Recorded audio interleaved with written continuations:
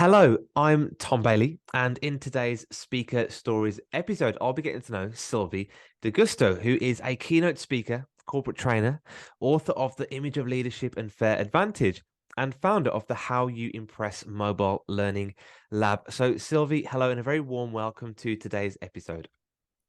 Thank you very much, Tom. I'm so excited to finally be with you. I'm so glad that you're here. And just out of interest, whereabouts in the world are you right now?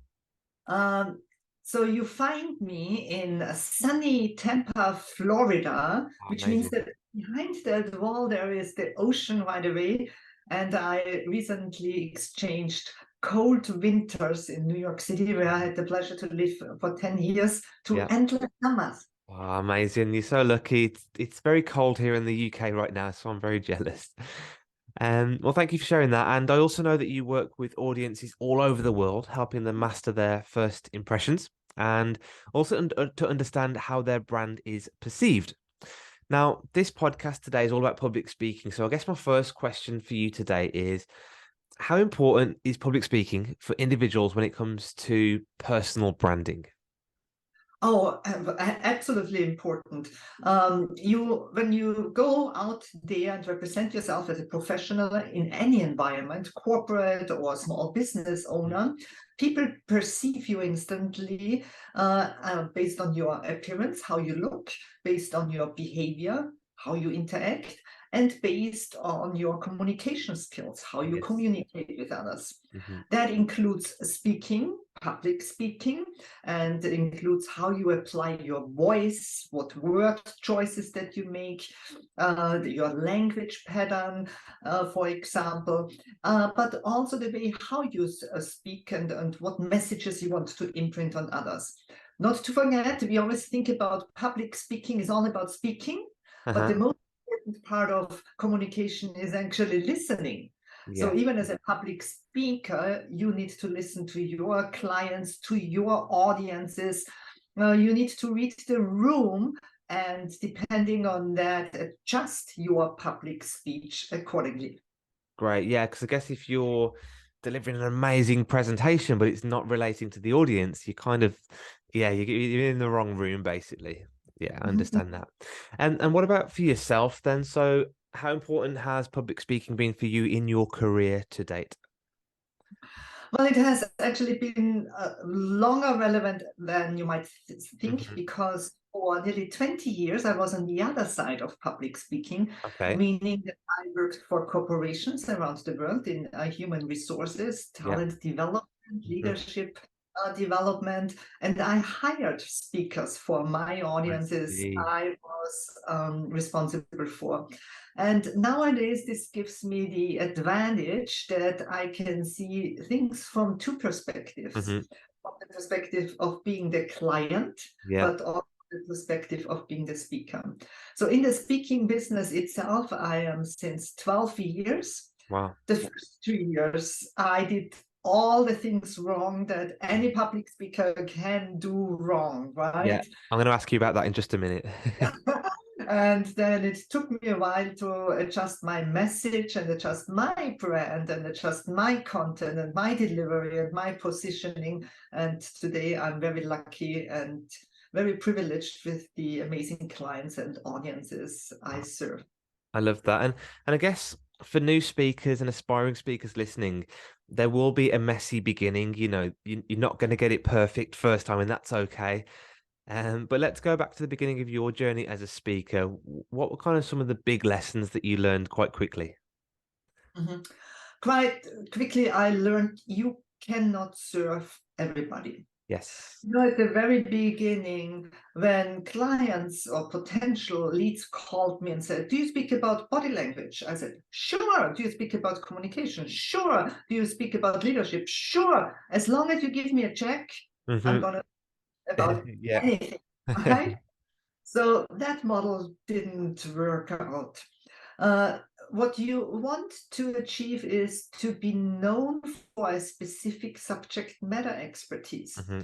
Meaning, if you, Tom, tomorrow wake up and for whatever reason you are short in breath, your heart is racing, you start sweating, and you obviously know that something is wrong with you and quite possibly with your heart. Mm-hmm. Would you like to see a heart expert or a general doctor? I'll go heart expert, please. Yeah, thank you. The same applies to stages, right? Yes. So potential audiences or clients want to perceive you as the hard expert that Mm, can solve their specific problem.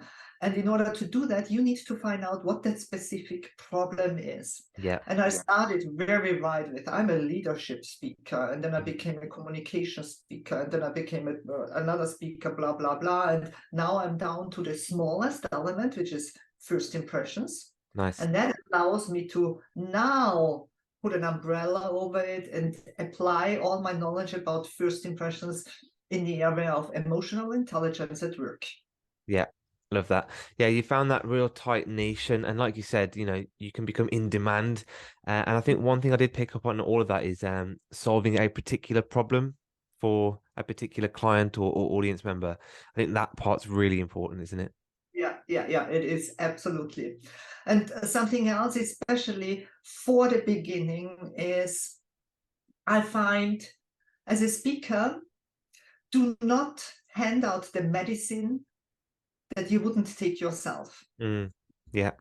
Meaning, if you speak about mindset, you better work on your own mindset. If Yeah. you try to speak about physical health, I want to see that you apply those concepts yourself too, right? And I think that is also a mistake that many make in the beginning, that they are attracted to a topic because they suffer themselves and Yeah. think by helping others to go through that suffering phase, Mm. they can help the audiences. But you must work on yourself first. You must take the medicine that you plan to hand out. Yeah, yeah, I completely understand that. That all makes a lot of sense. And one thing that you did say right at the beginning was that, as long as they were giving you a check, you'd speak on the topic. And what before that, was there a phase of having to speak for free as well? Did you have to go through that phase? Absolutely, absolutely. I think, as speakers, we always have this hand and egg problem. Hmm. We know we need a speaker demo video. Yeah. But when I do get a speaker demo video if nobody hires me to speak, Yes. right? Or we know that referral business is important for us, but who would refer me if they never see me speak? Yeah. So especially at the beginning, I never spoke for free, Hmm. but I spoke without a check or money being involved. Yes. Okay. Me Makes sense. change to the fee that I require nowadays, I asked for something that is more valuable to me Mm-hmm. than actually the money. Meaning, will you record my speech and provide me with the video? Will Yeah. you give testimonials of Yes. at least 4 audience members? Will you recommend me within your organization to at least 3 contacts? Will you bring in media or press? So there are so many things that are valuable to Hmm. us, especially at the beginning of your speaking career, that are way more valuable than a check or Yeah. money involved. Yeah. And that is, I mean by, yes, I spoke for free, but meaning there was something else exchanged than money. Yeah, perfect. Makes sense. And a lot of people listening to the podcast, they want to speak, but they have fears of public speaking. Do you resonate with that? Did you ever have a fear of public speaking, or were you always quite confident? I think confidence is a key factor No. to, yeah. If that is not your happiest place Hmm. on earth, then I am not sure how happy you will return or walk onto every stage. Yeah. There are fears involved. So you will feel that over the years, for example, the fear of audience sizes kicks in. Hmm. Very different than I thought. Today, I have zero problem in speaking in front of an audience of 1,000 people. But to be in a small room at a retreat with 4 or 5 executives and speak Yeah. to them makes me way more uncomfortable, right? Yeah. So you might explore not fears, but things that make you more confident or less confident, more comfortable or less comfortable. But here's the thing, the comfort zone is a very dangerous place to be anyway. It's Yes. very low. I love that. So if you fear public speaking, I question if public speaking is your happiest place to be. Yeah. But of course, we all have our comfort zones and non-comfort zones. Yeah. Yeah. I guess so. And if you are somebody that has a fear of public speaking, but would love to get better at public speaking, you do need to stretch that comfort zone by doing it. I think I made the mistake in my early days of reading every single book on public speaking, but still not actually public speaking. So therefore, I couldn't stretch that comfort zone. I mean, and you know, there are ways to increase that confidence. There Yeah. are trainer and coaches that can help you. There are organizations like Toastmasters that can Yeah. help you. There are associations for speakers, like the National Association of Speakers here in the United States. In the UK is the Professional Association for UK and Ireland. So there are ways that get you more out and about into or introduce you to the industry and introduce you to having opportunities where you can showcase your public speaking skills. Yeah, perfect. So get out there, practice, get used to feeling uncomfortable and yeah, keep going from there. And obviously the big takeaway for me is to really make sure you've got that niche, that thing where you can solve a problem, you can add some real value to the audience. And quite I think it's still a topical question. So we've just been through a pandemic which pretty much wiped out the in-person speaking industry. Yes. And what was your take on that? How did you transition and what have you learned through going through that journey? Going through that journey, I have learned that on the one hand, the world has finally learned that we don't need to interact in person in certain cases, and that there Yeah. are methods, tools that help us to do that better. Hmm. But on the other hand, has also learned that there is a limit. There is a limit to this, right? That limit requires that now our in-person events are up and again and running, and everybody's so excited to be in person again, and also excited to go back and do some things more effectively on the computer. Yes. I have to admit that presenting virtually was a challenge for me because I'm a keynote. I'm not the typical trainer on a webinar that has interaction. I'm a keynoter. So as a keynoter, you have nothing but a black hole in front of you, a Yeah. camera. Yeah. Don't even see your audience. You don't hear them cough. You don't hear a chair moving around. You hear nothing. You are just by yourself. Yeah. And that was very uncomfortable in the beginning, but obviously there was no other choice than getting used to it. Mhm. Yeah. Thank you. Thanks for that. And then I guess, do you think that so you mentioned that the world's finally caught up to the fact that we don't have to do everything in person. So are we going to go back to all these big events where people travel all over the world to go to these conferences, or are we going to be in a hybrid space? Where do you think it's going to go next? I think that speakers, at least here in the United States, thought that hybrid will be a huge model in the future. Hmm. So that conferences offer their audiences both outlets. Okay. But then our clients and event planners and meeting professionals realized that they are organizing 2 conferences at the same time Yeah. for the same budget, right?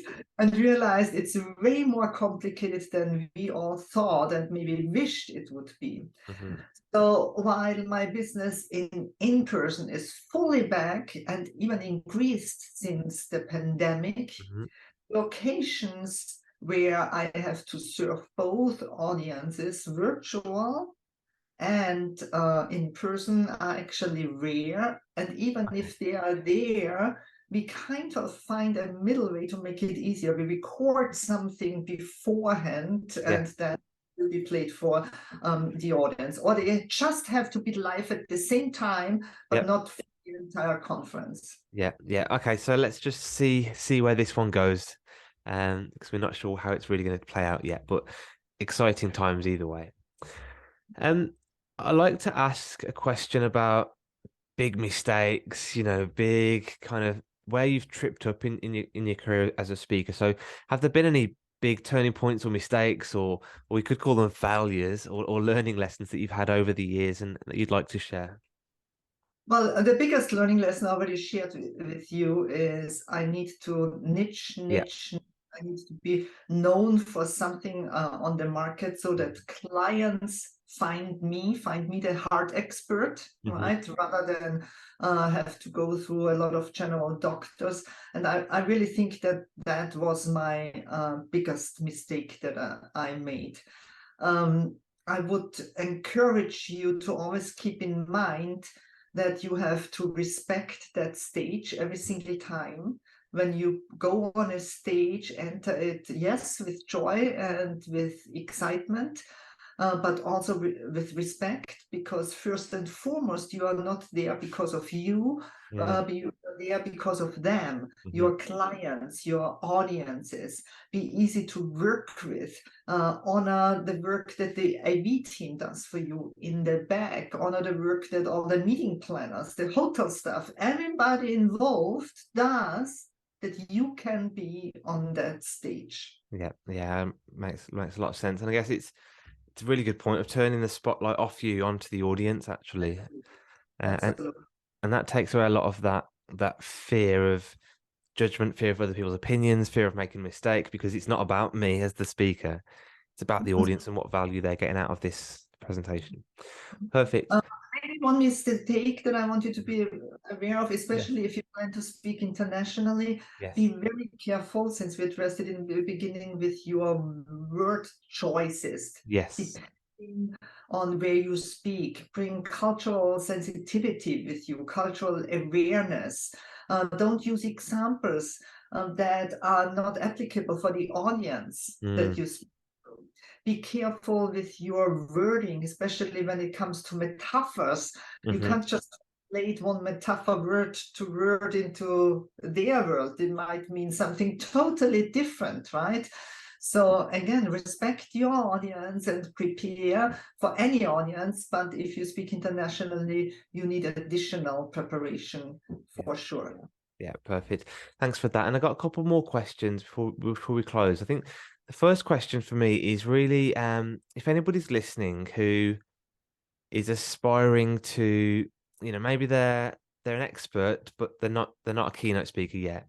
So they're aspiring to stop doing their job and they want to become a full-time paid keynote speaker. Have you got any advice for those people in that transition? Don't quit your job. Yeah, okay, good. Don't do that too fast. Yes. Wait until you have a cushion. The more cushion, financial cushion you have, the easier it will be for you to get started. Because the alternative is, otherwise, we have a tendency to do everything ourselves.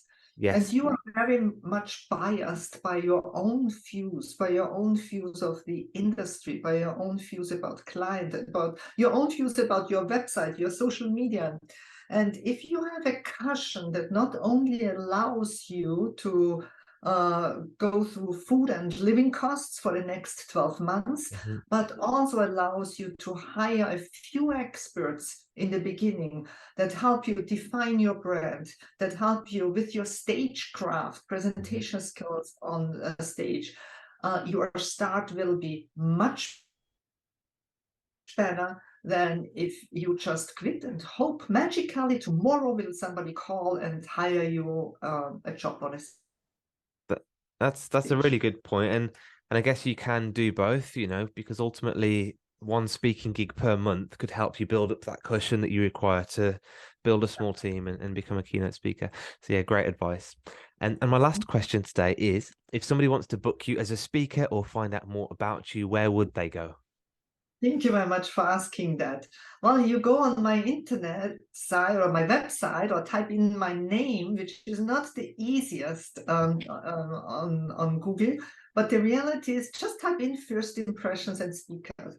And if I don't show up, I have done a very bad job in my search engine optimization, or you don't have internet. Those are the two options. I love that. And to help, what I'll do is I'll also put a link in the show notes so people can just click on that and find out more about you. So, Sylvie, thank you so much again for your time today, coming along, sharing your story and such great advice with our audience.